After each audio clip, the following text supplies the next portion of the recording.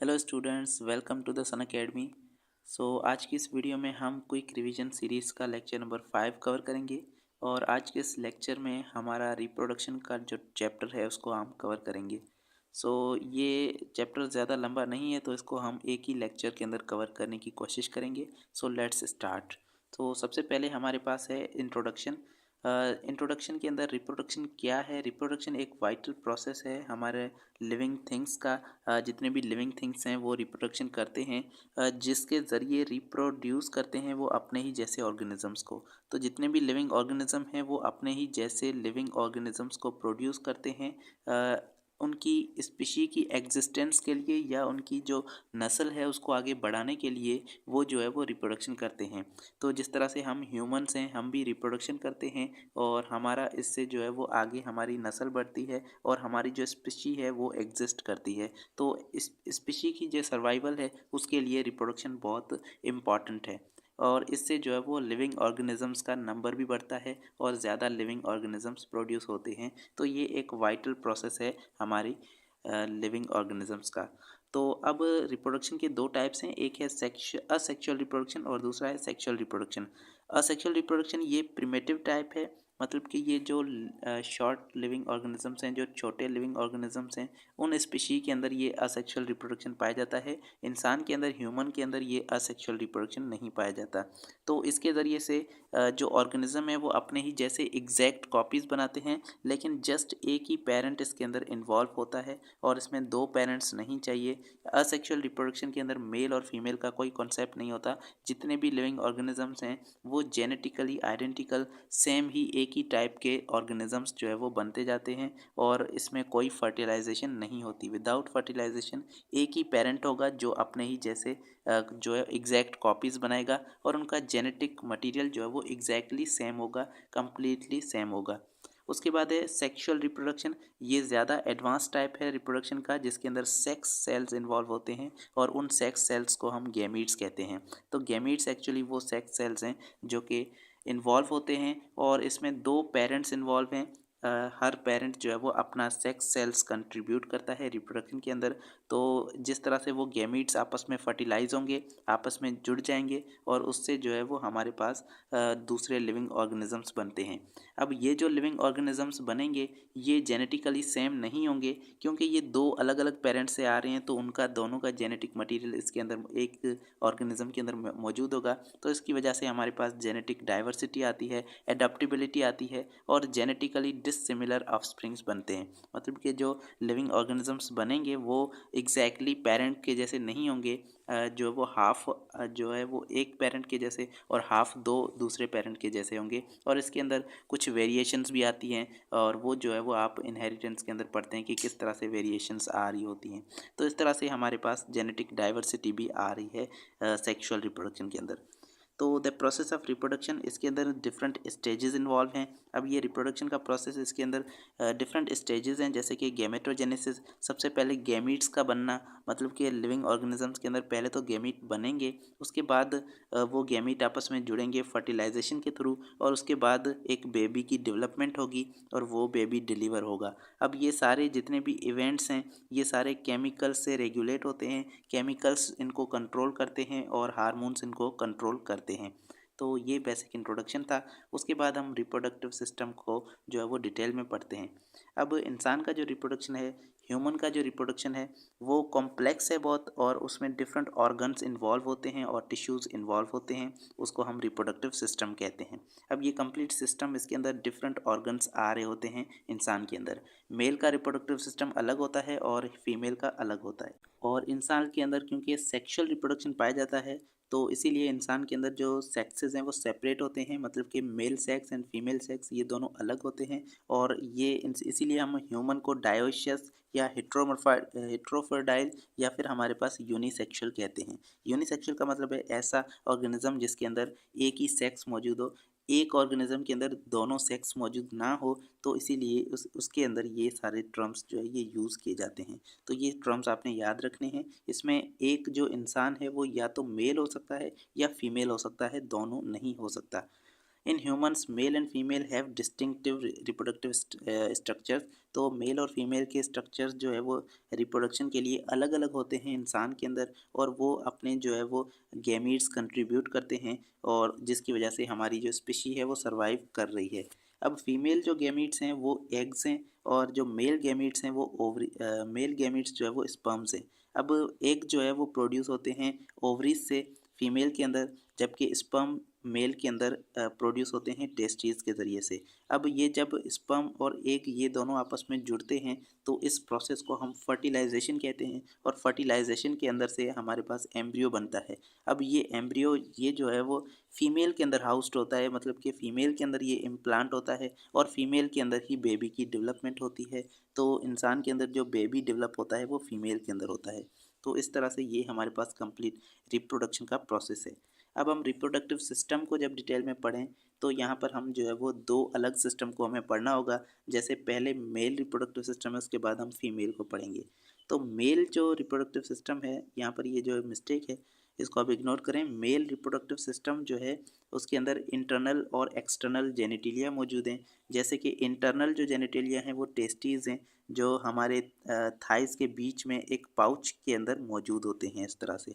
उसके बाद ये टेस्टीज जो है ये एक तरह के गोनेड्स हैं। गोनेड्स वो ऑर्गन्स होते हैं जो गैमीट्स को प्रोड्यूस करते हैं। उसके बाद यहाँ पर एक्सेसरी स्ट्रक्चर्स भी मौजूद हैं, जिस तरह से हमारे पास डक्ट सिस्टम है जो स्पर्म को कैरी करती है पूरा यहाँ पर। तो ये सारा डक्ट सिस्टम ये एक्सेसरी स्ट्रक्चर्स हैं। साथ में एक्सटर्नल जेनिटेलिया हैं। एक्सटर्नल जो रिप्रोडक्टिव ऑर्गन्स हैं वो यहाँ पर पेनिस है, जो कि स्पर्म की डिलीवरी करता है, और साथ में यहाँ पर स्क्रोटम है जिसके अंदर से टेस्टिस जिसके अंदर मौजूद होते हैं। अब गोनेड्स मेल के अंदर जो गोनेड्स हैं वो मेल के अंदर जो गोनेड्स हैं वो टेस्टिस होते हैं, और इन टेस्टिस के अंदर स्पर्म प्रोड्यूस होते हैं। याद रहे यहाँ पर गोनेड्स का काम यही है कि ये गैमीट्स को प्रोड्यूस करते हैं। अगर हम मेल गोनेड्स की बात करेंगे तो वो हमारे पास टेस्टिस होंगे, और टेस्टिस स्पर्म को प्रोड्यूस करेंगे। अगर हम फीमेल गोनेड्स की बात करेंगे तो फीमेल गोनेड्स जो है वो ओवरीज होंगे, और वो एग को प्रोड्यूस करेंगे। तो इस तरह से यहाँ पर एग और स्पर्म ये दोनों गैमीट्स हैं। अब यहाँ पर गोनेड्स जो टेस्टिस हैं ये हमारे पास एक पाउच के अंदर मौजूद होते हैं, थाइस के बीच में। इस पाउच को हम स्क्रोटम कहते हैं। तो ये स्क्रोटम एक पाउच है जिसके अंदर ये जो है वो कवर्ड होते हैं। अब testis composed of lobules. Testis जो है वो एक तरह के लोब्यूल से मिलकर बने हुए हैं, और इन लोब्यूल्स के अंदर टाइटली कॉइल्ड सेमिनिफेरस ट्यूब्यूल्स होते हैं। मतलब कि एक तरह की ट्यूब्स होते हैं, और ये ट्यूब्स जो है वो इतनी टाइटली कॉइल्ड होते हैं, और वो इस तरह से ये एक तरह का लोब्यूल बना रहे होते हैं। तो इसके ये टेस्टिस बने हुए हैं। अब ये ट्यूब्यूल्स ही वो जगह हैं जहाँ पर हमारे स्पर्म्स ने बनना है। तो यहाँ पर स्पर्म्स कहाँ पर बनते हैं? सेमिनिफेरस ट्यूब्यूल्स के अंदर। अब यहाँ पर सेमिनिफेरस ट्यूब्यूल ये एक ट्यूब होगी, इसके अंदर भी कुछ सेल्स होते हैं, स्पेशल टाइप के सेल्स। उन सेल्स को हम सर्टली सेल्स कहते हैं। ये सर्टली सेल्स स्पर्म्स को प्रोड्यूस करते हैं, इन्हीं सेल्स के अंदर स्पर्म बनते हैं। तो ये जगह आपने याद रखनी है, ये वाली जो चीज़ है ये बहुत इंपॉर्टेंट है। अब यहाँ पर हम जो है वो इसका स्ट्रक्चर जो है इसको हम समझेंगे, उसके बाद हम आगे चलेंगे। तो सबसे पहले टेस्टिस जो है वो किसके बने हुए हैं? वो लोब्यूल्स के बने हुए हैं। तो ये आपके पास जो है वो आपको लोब्यूल्स दिख रहे हैं, ठीक है। अब इन लोब्यूल्स के अंदर भी आप गौर करेंगे तो ये एक्चुअली क्या है? टाइटली कॉइल्ड ये ट्यूब्यूल्स हैं। और ये ट्यूब्यूल किस टाइप की हैं? ये ट्यूब्यूल हैं सेमिनिफेरस ट्यूब्यूल। इन ट्यूब्स के अंदर सबसे पहले क्या बनेंगे? स्पर्म्स बनेंगे। अब यहाँ पर स्पर्म्स ने बनना है, तो यहाँ पर स्पर्म्स बनकर उसके बाद ट्रैवल करेंगे कुछ इस तरह से, और यहाँ का जो नेटवर्क है ये एक्चुअली हमारे पास रेटी टेस्टिस कहलाता है। तो रेटी टेस्टिस यहाँ का नेटवर्क है। उसके बाद यहाँ से स्पर्म्स होते हुए जो है वो एपिडाइडमिस के अंदर जाते हैं। एपिडाइडमिस यहाँ पर जो है वो ये वाला पार्ट ये एपिडाइडमिस कहलाता है, और इस तरह से ये भी एक तरह के लोब्यूल्स का बना हुआ है, और इनके अंदर ही यहाँ पर स्पर्म्स जो है वो स्टोर होते हैं, और स्टोर होते हुए यहाँ पर मैच्योर भी होते हैं। तो स्पर्म्स यहाँ पर स्टोर हो रहे होते हैं और आहिस्ता से ट्रैवल कर रहे होते हैं, और जब ज़रूरत होती है स्पर्म्स को इजैक्यूलेट करने की तो यहाँ से स्पर्म्स एक दूसरे एरिया के अंदर इंटर होते हैं। और ये वाला जो ट्यूब है ये आपके पास ट्यूब ये वास डिफरेंस कहलाता है। तो यहाँ पर ये वास डिफरेंस या फिर डक्टस डिफरेंस इसका नाम है, जहाँ से ये स्पर्म्स जो है वो आगे को ट्रैवल करते हैं। अब ये स्पर्म्स जो है वो इस वेसल से होते हुए आगे को जाएंगे और यहाँ पर आपके पास जो है वो कुछ ग्लैंड्स मौजूद होंगे। उन ग्लैंड्स से जो है वो कुछ फ्लूइड्स रिलीज़ होंगे, जिसकी वजह से सेमन बनेगा और उसके बाद वो रिलीज़ होगा। तो यहाँ पर इसकी थोड़ी सी डिस्क्रिप्शन है। स्पर्म जो है वो सेमिनिफेरस ट्यूब्यूल के अंदर जो बने हैं वो रेटी टेस्टी के थ्रू एपिडाइडमिस के अंदर जाएंगे और एपिडाइडमिस पर वहाँ पर जाकर वो स्टोर होंगे मैच्योरेशन तक। मतलब कि स्पर्म मैच्योर जो होंगे वो एपिडाइडमिस के अंदर होंगे।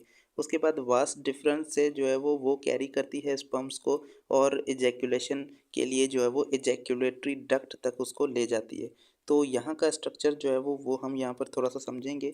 उसके बाद यहाँ पर कुछ ग्लैंड्स भी मौजूद हैं। एक यहाँ पर है सेमिनल वेसिकल, ये फ्लूइड को रिलीज़ करता है। तकरीबन 60% का जो फ्लूइड है सेमन का वो यहाँ पर सेमिनल वेसिकल कंट्रीब्यूट करता है और ये फ्लूइड एक्चुअली नरिश करता है स्पर्म्स को और उनको वहाँ पर जो है वो एक तरह का मीडियम प्रोवाइड कर रहा होता है।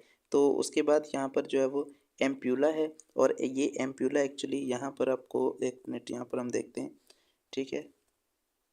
अब देखें यहाँ पे ये आपके पास जो है वो टेस्टीज़ हैं और इन टेस्टीज़ के अंदर स्पर्म प्रोड्यूस हुए। अब यहाँ से स्पर्म्स जो है ये वाला जो पाइप है ये एपिडाइडमिस है। तो सॉरी एपिडाइडमिस नहीं बल्कि ये वास डिफरेंस है और वास डिफरेंस से ये जो है वो ट्रैवल करेंगे। एपिडाइडमिस जो है वो स्पर्म यहाँ पर टेस्टीज़ का ही एक पार्ट है, ठीक है। तो अब यहाँ से ये ट्रैवल करेंगे और यहाँ से ये आगे जाएंगे। तो यहाँ जो है वो एक तरह का एक्सटेंडेड रीजन है और ये एक्सटेंडेड रीजन एम्प्यूला कहलाता है। ये जो है वो वास डिफरेंस का यहाँ पर एक एक्सटेंडेड रीजन है। अब यहाँ वाला ये वाला जो ग्लैंड है ये ग्लैंड सेमिनल वेसिकल कहलाता है और ये दो पेयर हैं ग्लैंड्स के, ठीक है। देखिए यहाँ पे मैं स्ट्रक्चर के अंदर ही समझा रहा हूँ तो ये सारी चीज़ें आपने यहाँ पर ही समझ लेनी है। इसकी डिस्क्रिप्शन आपको जो है वो कम मिलेगी क्योंकि ये शॉर्ट नोट्स हैं, ठीक है। तो यहाँ पर ये दो पेयर्ड सेमिनल वेसिकल होते हैं और ये रिलीज़ करते हैं यहाँ पर अपना फ्लूइड, ठीक है। और यहाँ एक प्रोस्टेट ग्लैंड मौजूद होता है। तो अब यहाँ पर देखें किसकी बात हो रही थी, इजैकुलेटरी डक्ट क्या है इसको आपने समझना है। इजैकुलेटरी डक्ट जो है वो कॉम्बिनेशन है यहाँ से आने वाली डक्ट जो आपके पास फ्लूइड सेमिनल वेसिकल का आ रहा है। तो सेमिनल वेसिकल वाली जो डक्ट है इसका और यहाँ पर जो डक्ट आ रही है यहाँ से जो वास्ट डिफरेंस आ रही है, इन दोनों का जो कॉम्बिनेशन है ये यहाँ पर इजैकुलेटरी डक्ट कहलाता है, ठीक है। तो ये आपने देख लेनी यहाँ पर ये इजैकुलेटरी डक्ट है। तो इजैकुलेटरी डक्ट अब कहाँ जाएगी, ये यहाँ पर जाएगी हमारे प्रोस्टेट ग्लैंड से और यहाँ से प्रोस्टेट ग्लैंड से भी कुछ फ्लूइड रिलीज होंगे और उसके बाद जो है वो आगे जाएगी। अब ये प्रोस्टेट ग्लैंड ये एक सिंगल ग्लैंड है, जबकि यहाँ पर जो तीसरा ग्लैंड है वो आपके पास है बल्बो यूरेथ्रल ग्लैंड और ये यहाँ पर आपको दो छोटे जो है वो ग्लैंड्स दिख रहे हैं। इसका फ्लूइड यहाँ से जो फ्लूइड रिलीज़ होगा उसका काम ये है कि यहाँ पर जो पेनिस के अंदर जो एसिडिटी मौजूद होगी, यूरिन की वजह से जो एसिडिटी होगी उस एसिडिटी को यहाँ पर ये न्यूट्रलाइज करेंगे। यहाँ से फ्लूइड जो रिलीज़ होगा वो अल्कलाइन इन नेचर होगा जो कि इस एसिडिटी को यहाँ पर न्यूट्रलाइज करेगा, ठीक है। तो उसके बाद यहाँ से स्पर्म जो है वो आगे को ट्रेवल करेंगे। तो ये कंप्लीट स्ट्रक्चर आपने यहाँ से समझ लेना है। तो अब सेमिनल वेसिकल से फ्लूइड रिलीज़ हुआ और ये रिलीज फ्लूइड जो है ये स्पर्म के साथ मिक्स होकर आगे को जाएगा और एम्प्यूला से होते हुए ये हमारी इजैकुलेटरी डक्ट के अंदर चला जाएगा और उसके बाद ये आगे से जो है वो प्रोस्टेट ग्लैंड से होते हुए ये यूरेथ्रा के अंदर जाएगा और यूरेथ्रा को हम यूरिनोजेनिटल ट्रैक कहते हैं। यहाँ से यूरेथ्रा से जो है वो स्पर्म भी डिलीवर होते हैं और साथ में यहाँ से जो है वो यूरिन भी एक्सट्रैक्ट होता है, ठीक है। तो उसके बाद bulbo urethral gland and prostate gland ये दो ग्लैंड हैं जो सेमन को कंट्रीब्यूट करते हैं। यहाँ पर बल्बो यूरेथ्रल ग्लैंड ये सेमन के अंदर कंट्रीब्यूट नहीं करता बल्कि ये उससे पहले जो है वो एक तरह का क्लियर अल्कलाइन फ्लूइड रिलीज करता है। इसके बारे में मैंने अलग से नहीं लिखा है, आप जो है वो बुक के अंदर इसको पढ़ लेंगे कि ये अल्कलाइन फ्लूइड रिलीज करता है जिसकी वजह से जो एसिडिटी है इसके अंदर वो न्यूट्रलाइज हो जाएगी, ठीक है। अब ये टेबल आप देख लेंगे, इसमें जो है वो जितने भी फंक्शंस लिखे हुए हैं वो आपने देखने हैं। तो यहाँ पर टेस्टीज़ है, टेस्टीज़ का फंक्शन है स्पर्म प्रोड्यूस करना और सेक्स हार्मोन्स को प्रोड्यूस करना। और उसके बाद है एपिडाइडमिस। एपिडाइडमिस का फंक्शन है कि ये साइट ऑफ मैच्योरेशन है स्पर्म की, स्पर्म को स्टोर भी करता है। वास डिफरेंस जो है ये कंडक्ट करती है स्पर्म को और ले जाती है आगे को, और साथ में स्टोर भी कर रही है, मतलब कि आहिस्ता आहिस्ता से जा रहे हैं, तो इसका मतलब है वहाँ पर स्टोर भी हो रहे हैं कुछ टाइम के लिए, और वहाँ से जो है वो ट्रेवल भी हो रहे हैं।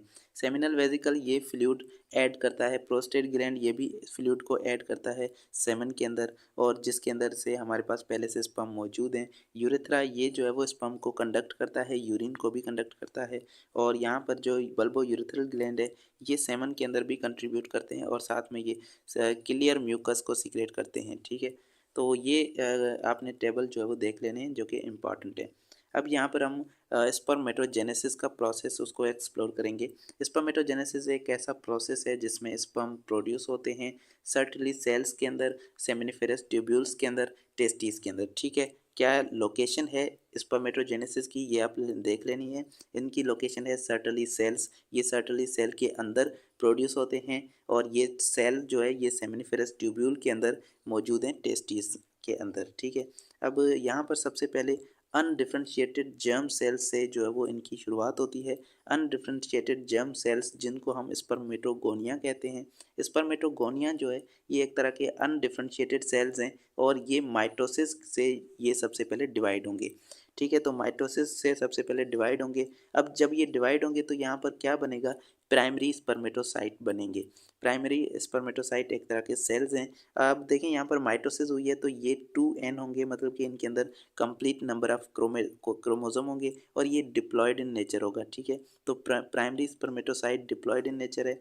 अब प्राइमरी स्पर्मेटोसाइट के अंदर मियोसिस होगी, और यहाँ से फर्स्ट मियोटिक डिवीजन स्टार्ट होगी। तो प्राइमरी स्पर्मेटोसाइट के अंदर जब मियोसिस होगी तो हमारे पास दो सेकेंडरी स्पर्मेटोसाइट बनेंगे, और सेकेंडरी स्पर्मेटोसाइट के अंदर जब मियोसिस 2 होगी तो यहाँ पर 4 स्पर्मेटिड बनेंगे। ठीक है, तो यहाँ पर देखें एक स्पर्मेटोगोनिया से आपके पास टोटल कितने स्पर्मेटिड बनेंगे, तो यहाँ पर इसका आंसर होगा 8, क्योंकि यहाँ पर एक स्पर्मेटोगोनिया से दो प्राइमरी स्पर्मेटोसाइट बन रहे हैं, और दो प्राइमरी स्पर्मेटोसाइट से 4 सेकेंडरी स्पर्मेटोसाइट बन रहे हैं, और 4 सेकेंडरी स्पर्मेटोसाइट से हमारे पास 8 स्पर्मेटिड बनेंगे। ठीक है, तो यहाँ पर देखें एक की बात हो रही है। अब आप इसको भी देख लेंगे यहाँ से इस स्ट्रक्चर को जो आपके बुक के अंदर मौजूद है। तो सबसे पहले यहाँ पर स्पर्मेटोगोनियम है या एक स्पर्मेटोगोनिया है, इसके अंदर क्या होगा कि यहाँ पर माइटोसिस होगी और आपके पास दो सेल्स बनेंगे। ये प्राइमरी स्पर्मेटोसाइट हैं जो कि डिप्लॉयड हैं। ठीक है, अब उसके बाद यहाँ से जब डिवीजन होगी, मियोसिस स्टार्ट होगी, तो मियोसिस 1 के अंदर दो सेल्स बनेंगे इस एक प्राइमरी स्पर्मेटोसाइट से, और यहाँ पर ये सेकेंडरी स्पर्मेटोसाइट बन जाएंगे, ये एक्चुअली हैप्लॉइड होंगे। अब यहाँ पर मियोसिस 2 के अंदर 4 स्पर्मेटिड बनेंगे, और उसके बाद स्पर्मेटिड से जो है वो यहाँ पर स्पर्म्स बन जाते हैं। अब स्पर्मेटिड से स्पर्म्स कैसे बनते हैं, ये इस प्रोसेस को हम स्पर्मियोसिस कहते हैं। ठीक है, तो इस प्रोसेस को स्पर्मियोसिस कहा जाता है। स्पर्मेटिड जो है ये सेल्स हैं, और इन सेल से स्पर्म्स बन रहे हैं। ठीक है, अब ये इसके अंदर कुछ मार्फोलॉजिकल चेंजेस आती हैं। स्पर्मियोसिस एक ऐसा प्रोसेस है जिसमें स्पर्मेटिड जो है वो चेंज होते हैं स्पर्म्स के अंदर।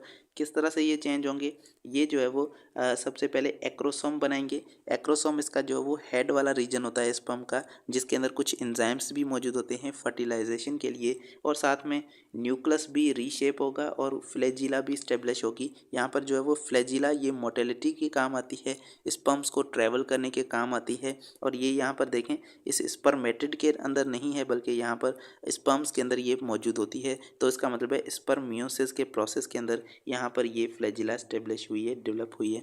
तो इस तरह से ये कुछ चेंजेस आती हैं, ये चेंजेस स्पर्मियोसिस कहलाती हैं, और यहाँ पर ये वाला जो प्रोसेस है इससे ये स्पर्मेटोजेनेसिस यहाँ पर कंप्लीट होता है। ठीक है, अब मेल के अंदर हमें सिर्फ हार्मोन्स को पढ़ना है, और फिर हमें फीमेल रिप्रोडक्टिव सिस्टम को पढ़ना है। तो यहाँ पर रिप्रोडक्टिव सिस्टम ये सर्टेन हार्मोन से रेगुलेट होता है। जैसे कि हमने पहले पढ़ा कि केमिकल्स हमारे सिस्टम को कंट्रोल कर रहे होते हैं। तो यहाँ पर सबसे पहला हार्मोन है टेस्टोस्टेरोन। अब टेस्टोस्टेरोन आपने देखना है कि कहाँ से रिलीज़ हो रहा है और इसका फंक्शन क्या है। तो ये सारे हार्मोन्स इसी तरह से आपने पढ़ने हैं। सबसे पहले टेस्टोस्टेरोन ये एक मेल सेक्स हार्मोन है जो टेस्टिस से प्रोड्यूस होता है।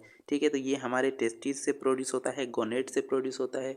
इसका काम ये है कि ये मेंटेन करता है हमारे रिप्रोडक्टिव सिस्टम को, हमारे रिप्रोडक्टिव सिस्टम को डेवलप भी करता है और सेकेंडरी सेक्सुअल कैरेक्टरिस्टिक्स को ये डेवलप करता है। मतलब कि जो कैरेक्टरिस्टिक्स आपकी एडल्ट एज के अंदर आती हैं, जैसे आपकी बियर्ड है, जैसे आपके रिप्रोडक्टिव या जेनेटल की डेवलपमेंट है, जैसे आपकी टेस्टिस की डेवलपमेंट है, तो ये सारी चीज़ें ये टेस्टोस्टेरोन कंट्रोल करता है। इसीलिए इसको मेल सेक्स हार्मोन कह रहे हैं, क्योंकि ये क्या करता है, ये मेल की जो सेक्सुअल कैरेक्टरिस्टिक्स हैं उसको ये डेवलप कर रहा है। ठीक है। उसके बाद है यहाँ पर फॉलिकल स्टिमुलेटिंग हार्मोन, जिसको FSH कहा जाता है।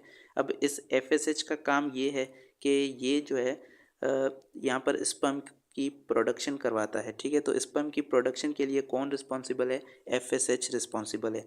FSH ये स्टिमुलेट करता है स्पर्म की प्रोडक्शन को, कि यहाँ पर ये जाएगा हमारे टेस्टिस के पास, वहाँ पर ये सर्टली सेल्स को कहेगा कि स्पर्म को प्रोड्यूस करो। और ये कुछ ऐसे भी फंक्शंस करता है जो हमारे प्रोटीन्स हैं, कुछ प्रोटीन्स ऐसे हैं जो स्पर्म की प्रोडक्शन के अंदर हेल्प करते हैं, उन प्रोटीन्स को भी ये बनवाता है जिस तरह से स्पर्म प्रोडक्शन आसानी से हो पाए। उसके बाद इनहेबिन है। इनहेबिन ये सर्टली सेल्स जो हमारे टेस्टिस के अंदर मौजूद हैं, इन सेल से ये प्रोड्यूस होता है। और सर्टली सेल्स यहाँ पर जब इनहेबिन को प्रोड्यूस करेंगे तो इनहेबिन का फंक्शन ये है कि ये FSH को यहाँ पर जो है वो रोकेगा, इसको इनहेबिट करेगा, इसकी सीक्रेशन को रोकेगा। मतलब कि यहाँ पर इनहेबिन का जो काम है वो नेगेटिव फीडबैक करना है इस FSH को। तो यहाँ पर नेगेटिव फीडबैक का मतलब ये है कि एक जब रिलीज़ होगा, यहाँ पर इनहेबिन जब रिलीज़ होगा तो FSH उसकी सीक्रेशन जो है वो बंद हो जाएगी।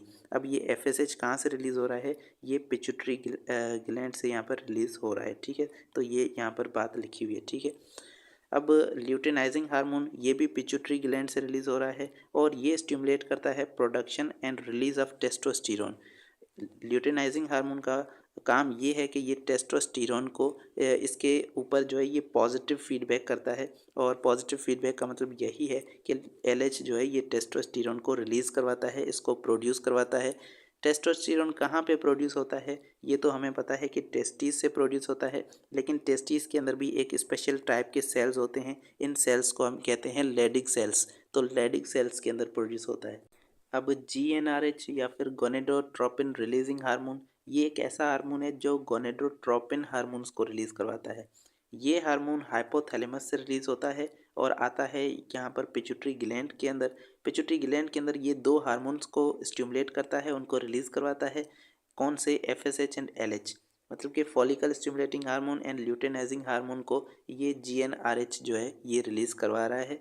और ये दोनों यहाँ पे GnRH ये कहाँ से आ रहा है? हाइपोथैलेमस से, और ये दोनों पिट्यूटरी ग्लैंड से आ रहे हैं। ठीक है। तो ये सारी चीज़ें आपने याद रखनी है। और ये वाला जो फिगर है इसको आपने देख लेना है कि इसके अंदर कौन हार्मोन किस हार्मोन पर जो है वो पॉजिटिव या नेगेटिव फीडबैक कर रहा है। ये सारी चीज़ें इंपॉर्टेंट हैं और इनसे कोई भी क्वेश्चन बन सकता है, जिसमें जैसे थे यहाँ पर जो GnRH है ये पॉजिटिव फीडबैक रखता है LH एंड FSH पर। इन दोनों को ये रिलीज़ करवाता है पिट्यूटरी ग्लैंड से, और उसके बाद ये दोनों जब टेस्टिस के पास जाते हैं तो वहाँ से ये जो है ये एक तो इनहेबिन को रिलीज़ करवाता है और दूसरा यहाँ से जो है वो इंटरस्टिशियल सेल से ये टेस्टोस्टेरोन को रिलीज़ करवाता है।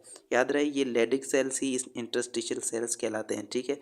तो जब टेस्टोस्टेरोन प्रोड्यूस हो जाता है तो ये जो है वो FSH एंड LH को भी ये इसके ऊपर भी नेगेटिव फीडबैक है, इन दोनों की रिलीज़ को ये इनहेबिट कर देगा और साथ में ये GnRH को भी इनहेबिट करेगा। ठीक है। और इनहेबिन का काम भी यही है, इन दोनों को इनहेबिट करना।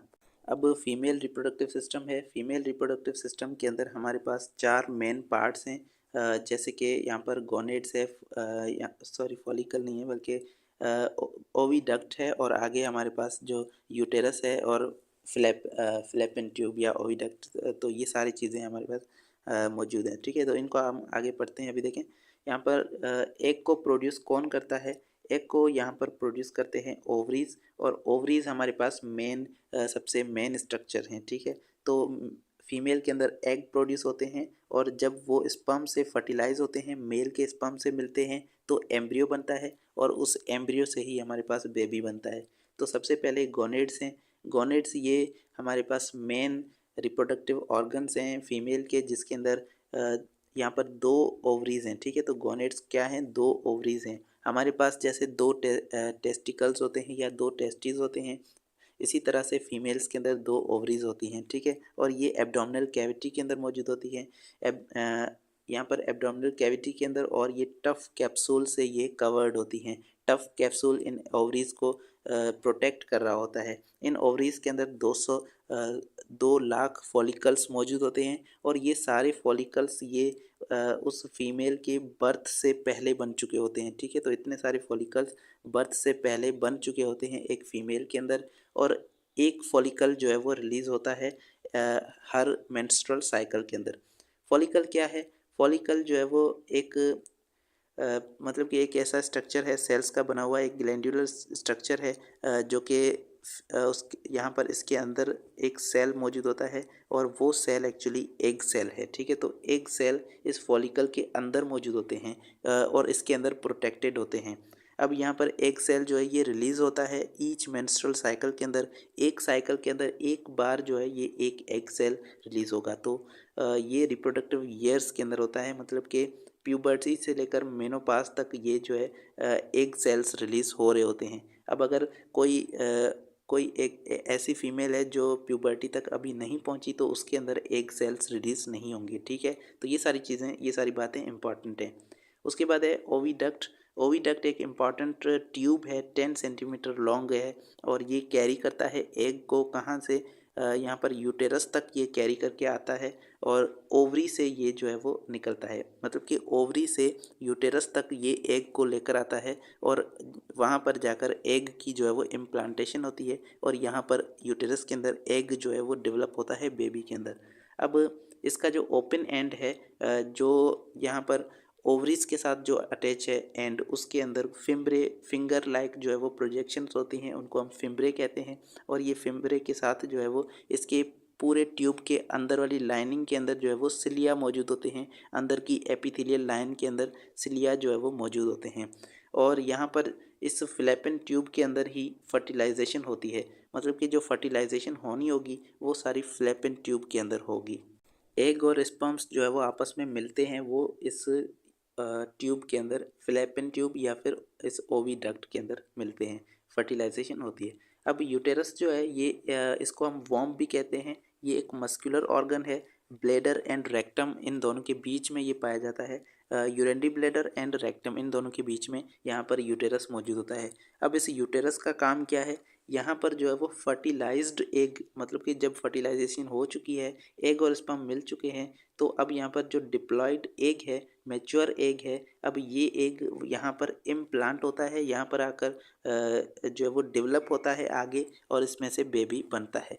अगर फर्टिलाइजेशन नहीं हुई तो इस यूटेरस के अंदर कोई भी मतलब कि एग इम्प्लांट नहीं होगा। अब इसके 3 रीजन है यूटेरस के, फंडस, बॉडी एंड सर्विक्स। तो यहाँ पर ये नीचे की तरह जाते हुए ये नैरो डाउन हो जाता है। तो यहाँ पर ऊपर वाला रीजन जो है ये फंडस है, और बीच वाला रीजन ये बॉडी है, और यहाँ पर नीचे वाला रीजन ये जो है वो इसका सर्विक्स है, ठीक है।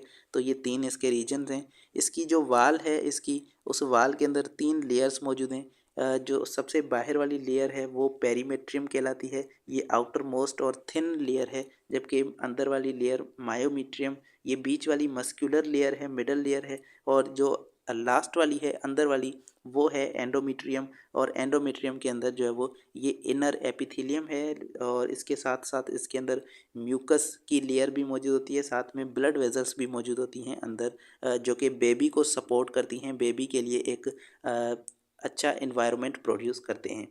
अब विजाइना जो है ये लास्ट एक हमारे पास पार्ट है फीमेल रिप्रोडक्टिव सिस्टम का। इसको बर्थ कैनाल भी कहा जाता है, और इससे पहले तो स्पर्म्स रिसीव होते हैं, और साथ में बेबी जब डेवलप हो जाता है तो वो भी यहाँ से डिलीवर होता है। तो बेबी डिलीवरी का काम भी विजाइना का है। अब ये सारी चीज़ें यहाँ पर भी आपको जो है वो देखने को मिलेगी, इनको आप देख लें यहाँ से, और इनको एक बार पढ़ लीजिएगा, ठीक है। तो ये सारे फंक्शंस हमने अभी डिस्कस किए। उसके बाद है ovarian cycle. Ovarian cycle female के अंदर जो है वो एक ऐसी साइकिल है जिसके अंदर ओवरीज के अंदर जो फॉलिकल्स मौजूद हैं, 2 लाख फॉलिकल्स, 2 लाख फॉलिकल्स, ये 2 लाख फॉलिकल्स इसके अंदर मैच्योर होते हैं, और मैच्योर होकर इसमें से एग को रिलीज़ करवाते हैं, जिस एग पर जाकर स्पर्म्स जो है वो वहाँ पर फर्टिलाइज करते हैं, ठीक है। तो ये सारी यहाँ पर ओवरियन साइकिल है। ओवरियन साइकिल के अंदर क्या आता है, साइक्लिक चेंजेस आती हैं ओवरियन फॉलिकल्स के अंदर। ये फॉलिकल्स के अंदर जो साइक्लिक चेंजेस आती हैं एवरी 28 डेज़ के अंदर, मतलब कि हर 28 दिन के अंदर एक फॉलिकल मैच्योर होकर उसमें से एक एग को रिलीज़ करता है। ये जो साइकिल है ये साइकिल ओवरियन साइकिल कहलाती है। ठीक है। उसके बाद है प्राइमरी फॉलिकल। तो प्राइमरी फॉलिकल सबसे पहले हमारे पास मौजूद होता है और प्राइमरी फॉलिकल के अंदर प्राइमरी फॉलिकल जो है इसके अंदर एक सेल मौजूद होगा और वो सेल प्राइमरी oocyte होगा। प्राइमरी oocyte जो है वो आगे चल के डेवलप होगा सेकेंडरी oocyte के अंदर, और प्राइमरी फॉलिकल आगे चल के डेवलप होगा सेकेंडरी फॉलिकल के अंदर। याद रहे, देखें ये एक फॉलिकल है, अब इस फॉलिकल के अंदर ये एग सेल है। ठीक है। अब ये प्राइमरी फॉलिकल जाकर जब सेकेंडरी फॉलिकल के अंदर कन्वर्ट होगा तो यहाँ पर जो है वो कुछ चेंजेस आएंगी और यहाँ पर फ्लूइड भर जाएगा और ये सेकेंडरी फॉलिकल होगा। अब इस सेकेंडरी फॉलिकल के अंदर जो यहाँ पर सेल होगा वो सेकेंडरी oocyte नहीं होगा बल्कि वो प्राइमरी oocyte होगा। ठीक है। इस चीज़ को भी हम आगे डिस्कस करते हैं, लेकिन अभी आप देखें कि प्राइमरी फॉलिकल के अंदर क्या मौजूद है, प्राइमरी oocyte जो कि एग सेल है। ठीक है। तो यहाँ पर ये मौजूद है और ये डेवलप होगा, यहाँ पर ये प्राइमरी फॉलिकल ये डेवलप होगा आगे चल के सेकेंडरी फॉलिकल के अंदर। सेकेंडरी फॉलिकल जो है वो स्टिमुलेट होगा FSH के मतलब FSH ही इसको स्टिमुलेट करता है। ठीक है। FSH का काम क्या है, FSH का काम है ये फॉलिकल को स्टिमुलेट करता है। जब प्राइमरी फॉलिकल को ये स्टिमुलेट करेगा तो प्राइमरी फॉलिकल ये सेकेंडरी फॉलिकल के अंदर चेंज हो जाएगा और सेकेंडरी फॉलिकल ये इसके अंदर क्या मौजूद है, इसके अंदर फॉलिकुलर फ्लूइड मौजूद है और फ्लूइड के साथ साथ प्राइमरी oocyte है जो इसके अंदर मौजूद है। तो फॉलिकुलर फ्लूइड और प्राइमरी oocyte जो है ये यहाँ पर follicular fluid and primary oocyte एक सेकेंडरी फॉलिकल के अंदर मौजूद है। अब ये सेकेंडरी फॉलिकल है। अब सेकेंडरी फॉलिकल आगे चल के डेवलप होगा और चेंज होगा गिराफिन फॉलिकल के अंदर या टर्शरी फॉलिकल भी कहते हैं इसको।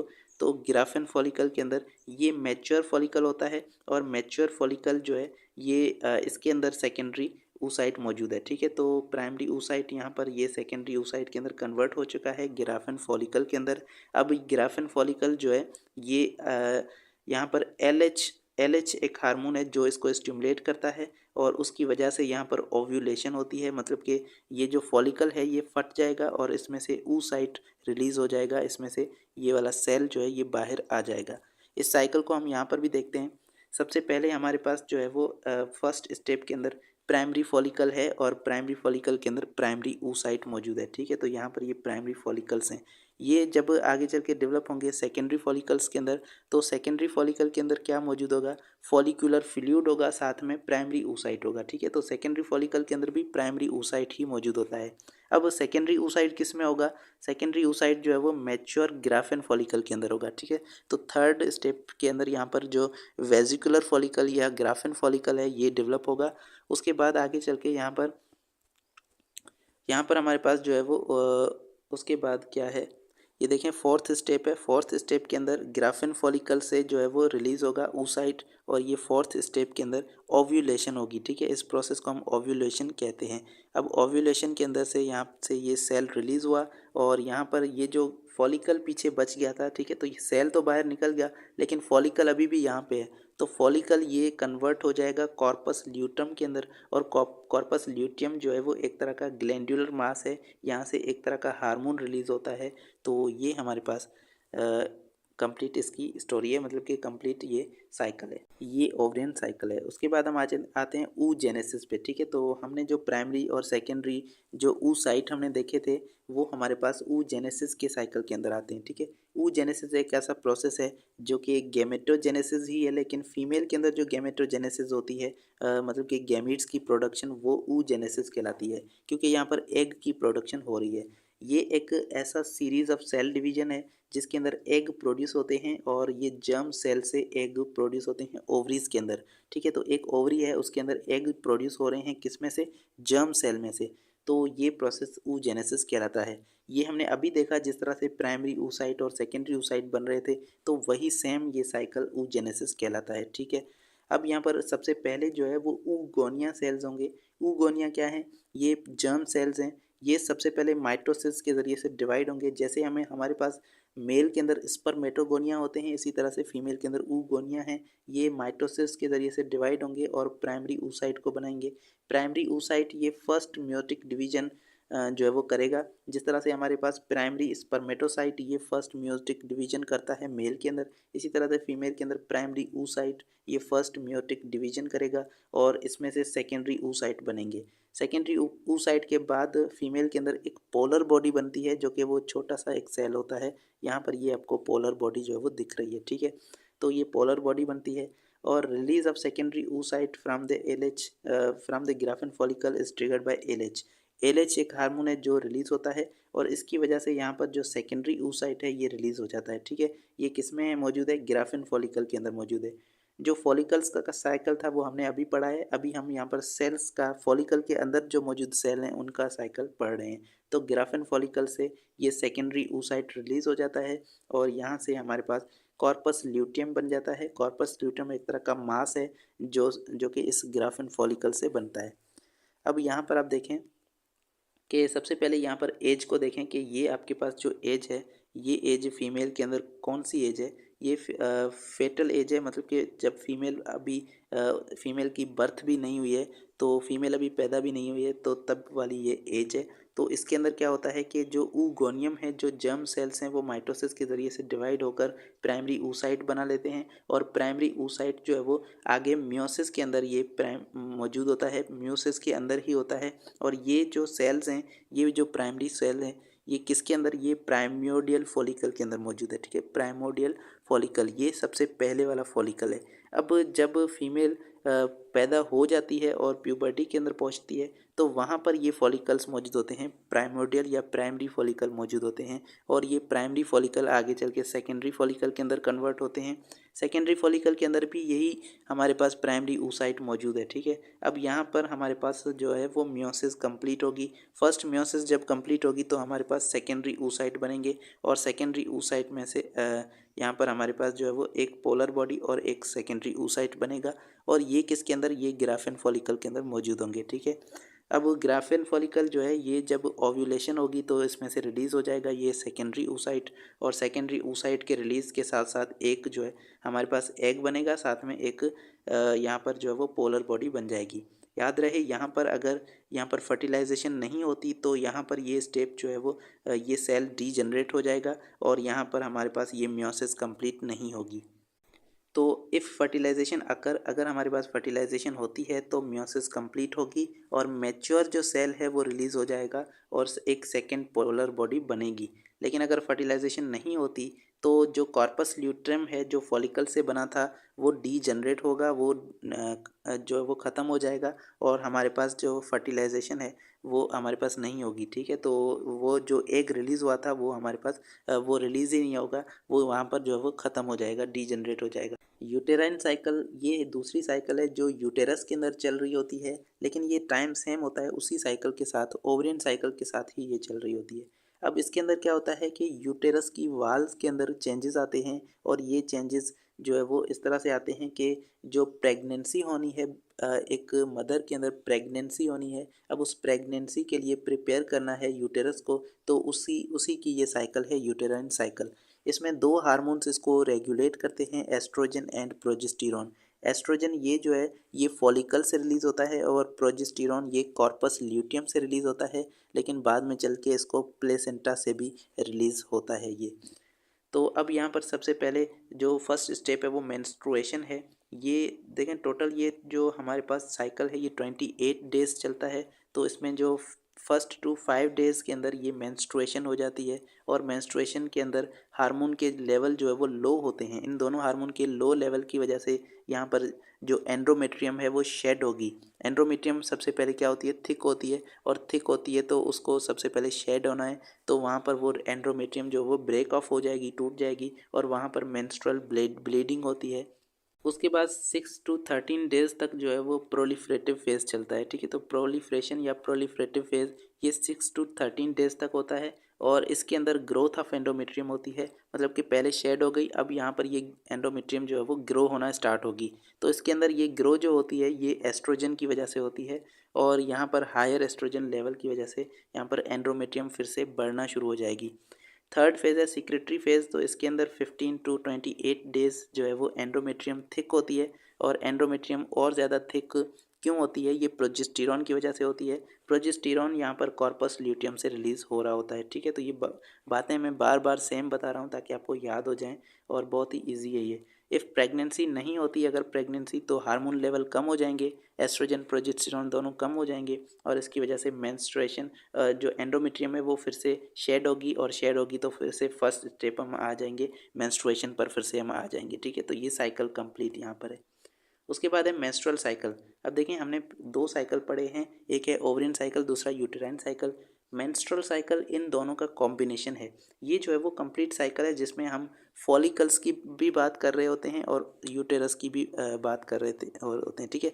तो अब यहाँ पर देखें, यहाँ पर इस टेबल को आप जो है वो देख लेंगे, हमने अभी इसको पढ़ा है। सबसे पहले ओवरियन साइकिल है, तो यहाँ पर ये वाला ओवरियन साइकिल है। इसमें जो है वो दो फेज़ हैं, फॉलिकुलर फेज़ जिसमें एफएसएच रिलीज़ होता है और फॉलिकल मैच्योर होते हैं।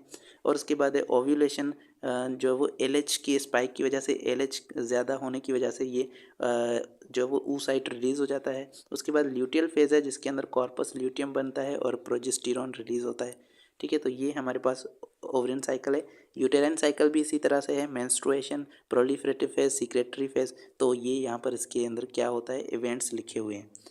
तो अब यहाँ पर मेंस्ट्रुअल साइकिल क्या है, एक ये फिजियोलॉजिकल चेंजेस की एक कंप्लीट सीरीज़ है। इसके अंदर जो है वो यूटेरस प्रिपेयर होता है प्रेगनेंसी के लिए।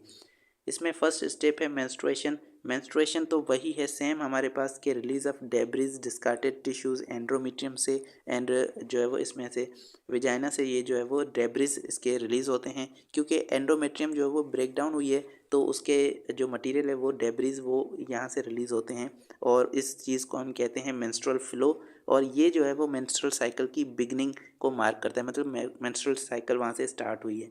अब इसमें प्रोजेस्टेरॉन जो है वो उसकी सिक्रेशन स्टॉप हो जाती है इस स्टेप में मेंस्ट्रुएशन के अंदर, और इसी की वजह से यहाँ पर कॉर्पस ल्यूटियम जो है वो यहाँ पर इससे जो है वो ये रिलीज़ होना स्टॉप हो जाता है। जब कॉर्पस ल्यूटियम से प्रोजेस्टेरॉन स्टॉप हो जाए, तो इसका मतलब ये है कि बॉडी केमिकली अवेयर हो चुकी है, बॉडी को पता चल चुका है कि यहाँ पर कोई जो पिछली ओव्यूलेशन हुई थी उसके बाद कोई फर्टिलाइजेशन नहीं हुई। तो अगर फर्टिलाइजेशन नहीं हुई तो इसका मतलब है यहाँ पर ये वाला स्टेप होगा, मतलब मेंस्ट्रुएशन होगी।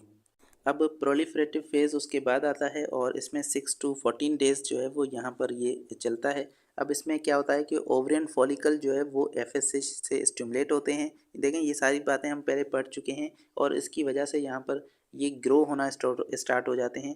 तो फॉलिकल एक तरह के कंपटीशन में आ जाते हैं अपनी डोमिनेंस को स्टेब्लिश करने के लिए, लेकिन सिर्फ एक ही फॉलिकल होता है जो आगे चल के मैच्योर होता है, उस फॉलिकल को हम ग्राफिन फॉलिकल कहते हैं।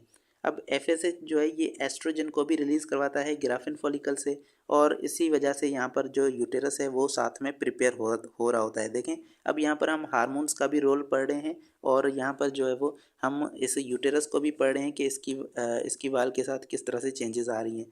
तो इस एस्ट्रोजन की वजह से यूटेरस की वाल जो है वो एंडोमेट्रियम वो थिक होती रहती है, और ब्लड के साथ वेल सप्लाइड होती रहती है।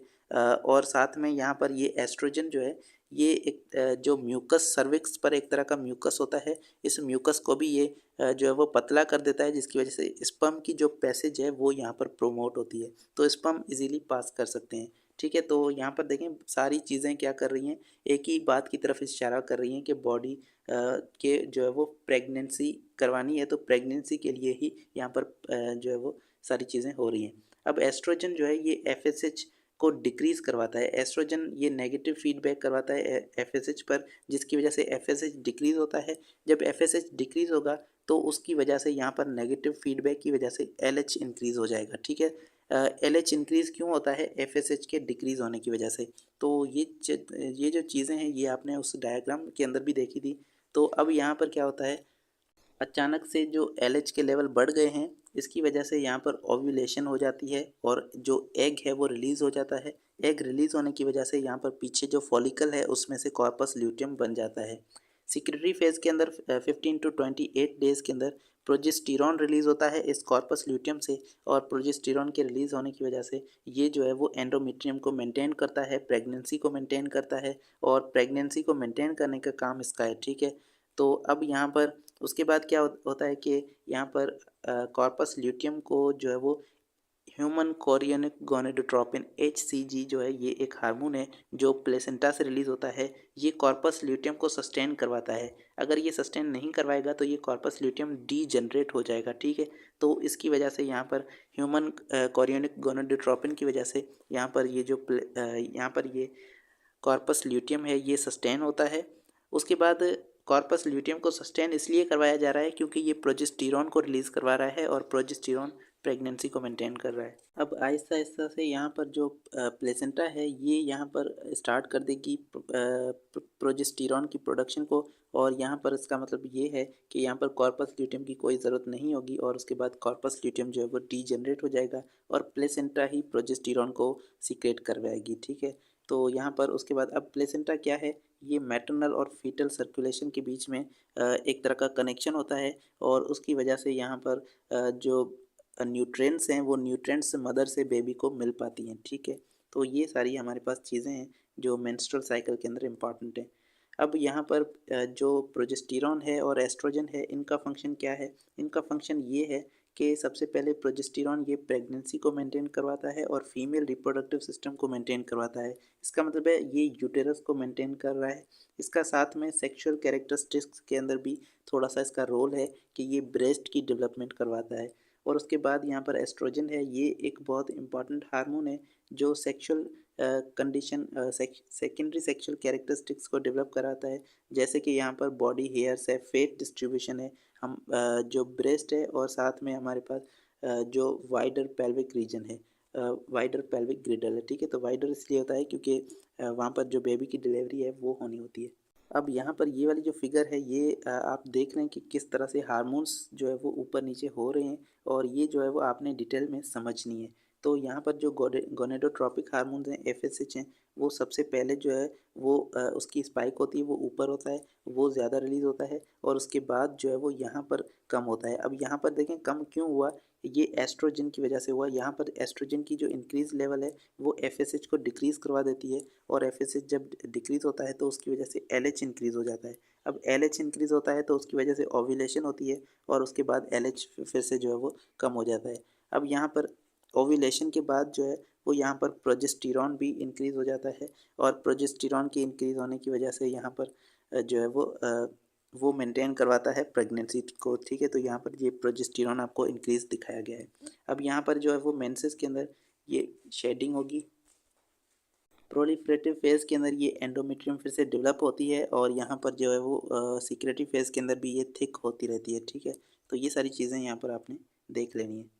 उसके बाद यहाँ पर जो है वो हमारा टॉपिक है डिसऑर्डर्स ऑफ रिप्रोडक्टिव सिस्टम, जिसमें इनफर्टिलिटी है। इनफर्टिलिटी का मतलब है inability to conceive a child, ठीक है। जब मदर जो है वो एक बेबी को चाइल्ड को कंसीव ना कर पाए तो उसका मतलब है ये इनफर्टिलिटी है। और ये इनफर्टिलिटी मेल के अंदर भी हो सकती है, फीमेल के अंदर भी हो सकती है। इन दोनों की वजह से किसी एक के अंदर भी अगर प्रॉब्लम है तो यहाँ पर बेबी डेवलप नहीं हो पाएगा, बेबी कंसीव ही नहीं हो पाएगा, ठीक है। तो ये डिसफंक्शंस की वजह से हो रहा है। अब मेल इनफर्टिलिटी का जो काज है, मेन जो काज है वो एक्चुअली क्या है, वो है एबनॉर्मल स्पर्म प्रोडक्शन। अगर स्पर्म जो है वो एबनॉर्मली प्रोड्यूस हो रहे हैं या स्पर्म जो है वो हेल्दी स्पर्म प्रोड्यूस नहीं हो रहे तो फिर ये मेल इनफर्टिलिटी होती है। तो फिर जो है वो बेबी कंसीव नहीं हो पाएगा। और ये लो स्पर्म काउंट जिसे हम ओलिगोस्पर्मिया कहते हैं, जिसमें स्पर्म जो है वो सेमन के अंदर बहुत ही कम होते हैं, तो ये ओलिगोस्पर्मिया कहलाती है। इसकी वजह से भी मेल इनफर्टिलिटी होती है।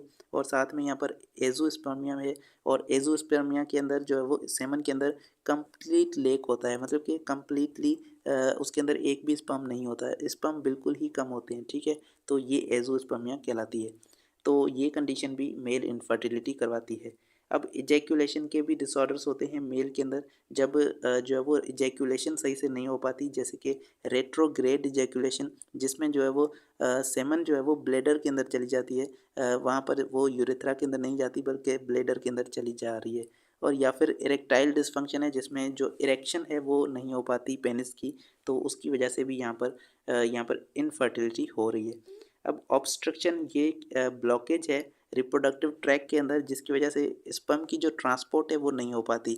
मतलब अगर जो हमारा कंप्लीट रास्ता है, वे है, जहाँ जहाँ से स्पर्म को जाना है, वहाँ पर कहीं पर ऑब्स्ट्रक्शन आ जाए, ब्लॉकेज आ जाए, तो उसकी वजह से स्पर्म वहाँ से ट्रैवल नहीं कर पाएंगे। तो इसकी वजह से भी स्पर्म जो है वो कंप्लीट आएंगे ही नहीं, तो वहाँ से हमारे पास इनफर्टिलिटी हो जाएगी। अब लाइफ स्टाइल फैक्टर के अंदर अल्कोहल की कंजप्शन, स्मोकिंग या कुछ टॉक्सिन्स या फिर हाई टेम्परेचर, इन सभी चीज़ों की वजह से भी यहाँ पर इनफर्टिलिटी होती है। तो ये सारी चीज़ें हैं इनफर्टिलिटी की। अब फीमेल जो इनफर्टिलिटी है उसके अंदर भी बहुत सारी चीज़ें हैं, जैसे कि उसके भी काजेज़ हैं। जैसे यहाँ पर ओव्यूलेशन के डिसऑर्डर हैं कि अगर ओव्यूलेशन सही से नहीं हो रही, एग जो है वो रिलीज़ नहीं हो पा रहा, तो ये भी हमारे पास है। फ्लैपिन ट्यूब की ब्लॉकेज है, अगर फ्लैपिन ट्यूब ब्लॉक होगा तो वहाँ से एग रिलीज़ नहीं हो पाएगा।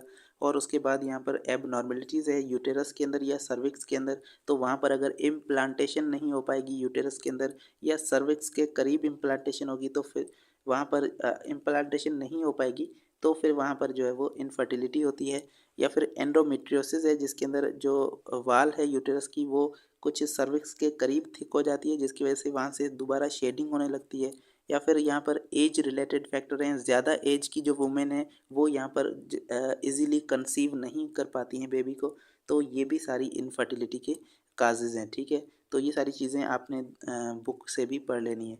अब इन विट्रो फर्टिलाइजेशन एक मेडिकल ट्रीटमेंट है। इसके अंदर क्या होता है कि जब कोई फीमेल अगर बेबी कंसीव नहीं कर पा रही है, तो हम आर्टिफिशियली उसको बेबी कंसीव करवा सकते हैं ट्रीटमेंट के थ्रू।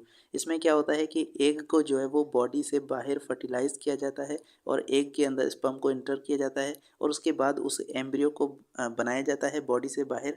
अब वो एम्ब्रियो जो है वो यूटेरस के अंदर पुट किया जाता है। किसी भी वुमेन के अंदर हम वो यूटेरस के अंदर पुट करेंगे, तो वहाँ पर जो है वो कंसेप्शन हो जाएगी और वहाँ पर जो है वो बेबी की जेस्टेशन, प्रॉपर जेस्टेशन होगी, जिसकी वजह से वहाँ पर जो है वो हमारे पास बेबी डेवलप होगा।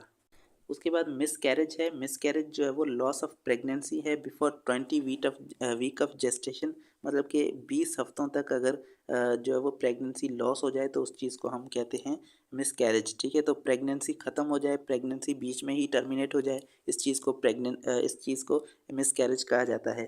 तो when pregnant tissues leaves the body, और उसके बाद जो प्रेग्नेंट टिश्यूज़ हैं, जो बेबी के कुछ टिश्यूज़ बन चुके थे, वो अब बॉडी से निकल जाएंगे, बाहर निकल जाएंगे, तो ये मिसकैरेज कहलाता है। अब मिसकैरेज जो है ये खुद ब खुद होता है, ये स्पॉन्टेनियस प्रोसेस है।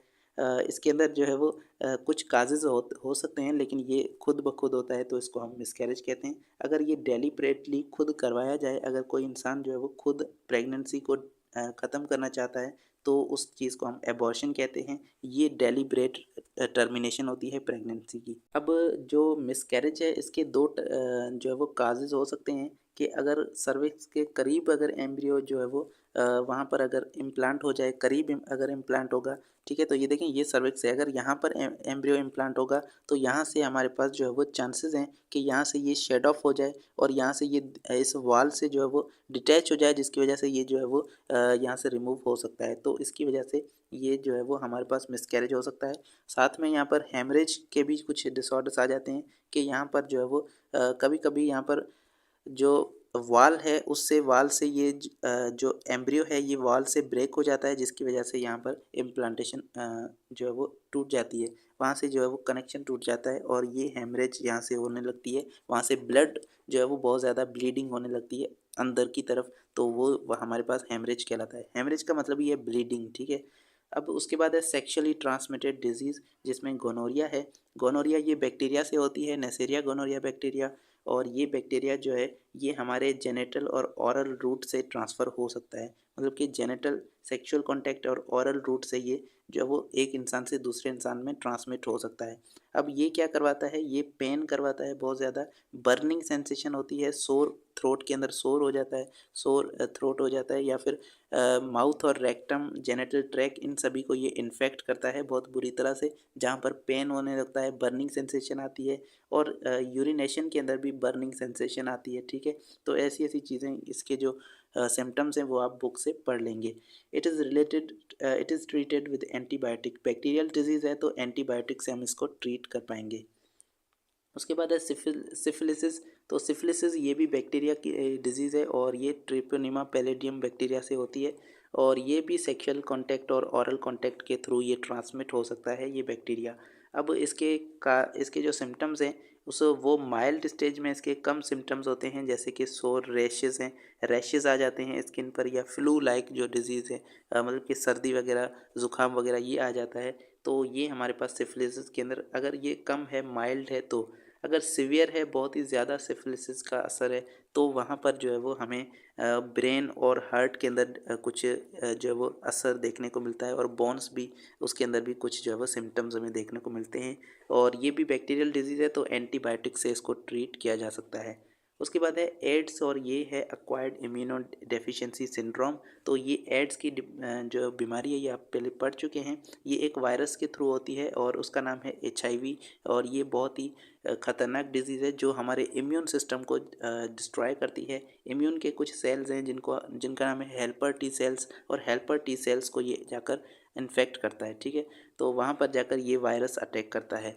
अब ये भी ट्रांसमिट हो सकती है सेक्सुअल कॉन्टैक्ट के थ्रू। ये एक्चुअली वायरल डिजीज़ है, लेकिन ये सेक्सुअल कॉन्टैक्ट से ये ट्रांसमिट हो सकती है, लेकिन ये अफेक्ट सिर्फ इम्यून सिस्टम को करती है, ठीक है। तो यहाँ पर हमारा ये चैप्टर जो है वो फिनिश होता है, और यहाँ पर हमने जो है वो कंप्लीट इस चैप्टर को डिस्कस कर लिया है। मैंने बहुत ही जो है वो फास्ट फेज़ में समझाया है। अगर कोई बात आपको अगर समझ नहीं आ रही, तो जो है आप इजीली कमेंट में पूछ सकते हैं।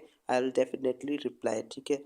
बाकी जो भी आपके क्वेश्चंस हैं वो आप कमेंट के अंदर पूछ सकते हैं। इस वीडियो को जो है वो आपने अपने दोस्तों के साथ शेयर करना है और लाइक करना है। चैनल को सब्सक्राइब नहीं किया है तो अभी इसे सब्सक्राइब कर दें। और नेक्स्ट लेक्चर जो है वो बहुत ही जल्द आपको कल देखने को मिलेगा। नेक्स्ट लेक्चर जो है वो एवरीडे हम लेक्चर्स को अपलोड करने की कोशिश करेंगे, और आपकी बेस्ट से बेस्ट प्रिपरेशन के लिए मैं जो है वो वर्क करता रहूँगा। Thank you so much for watching. अल्लाह हाफिज़।